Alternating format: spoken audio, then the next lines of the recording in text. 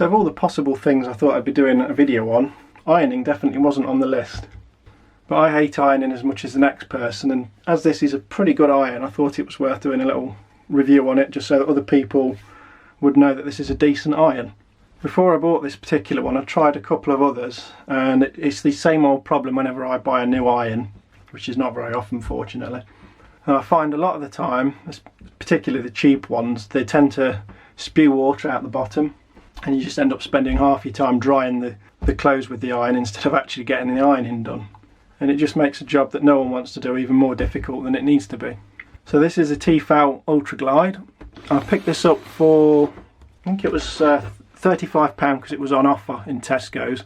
They normally sell for about 45. I've even tried, before this one, I even tried sort of one of the more expensive sort of £65 irons, which I did still manage to get a discount on through a friend. But even that, at that, I think it was a Russell Hobbs one, it was just spewing water everywhere. So I thought, well, let's give this one a go. And it's quite well designed. It's got a fair bit of weight to it. It's not too heavy, but it's not too light. Obviously, a lot of the really cheap ones, they almost feel like there's no metal in them at all. It's got this trigger system here, which is for the steam. And then you've got a push button on the top for the front jet, so that just jets your water out if you want to work that way. The filler's quite nice on this.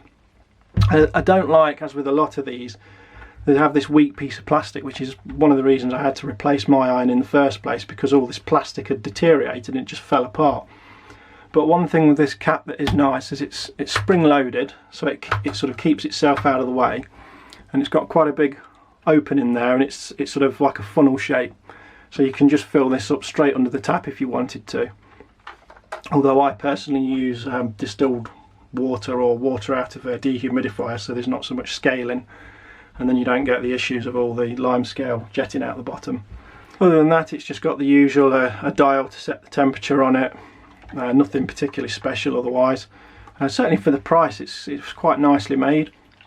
I wasn't too sure about this overhang on the back here, because you can't see so much what you're doing, although a lot of them do seem to have a bit of an overhang.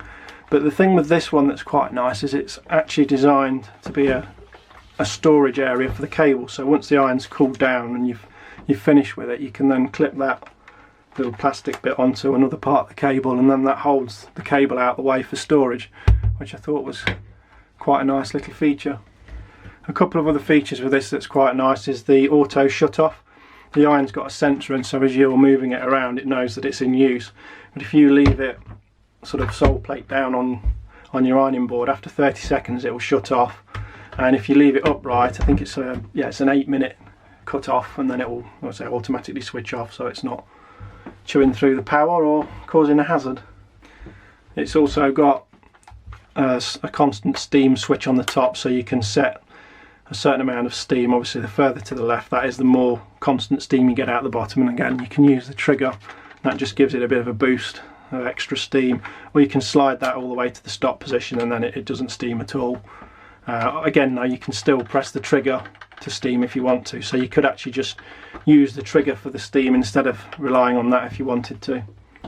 And it's also got quite a big tank. This whole area here is the water tank, so you haven't got to keep refilling it every 5 minutes, which is nice.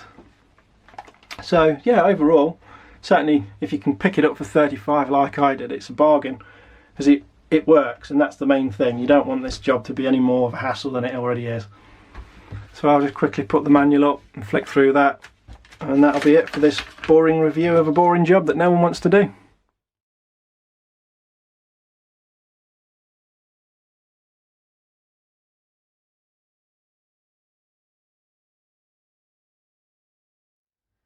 Is there a problem with your iron? Problems. Water is leaking from the holes in the sole plate. Possible causes. Iron is crap. Solution. Take it back to Tesco's and buy a better one.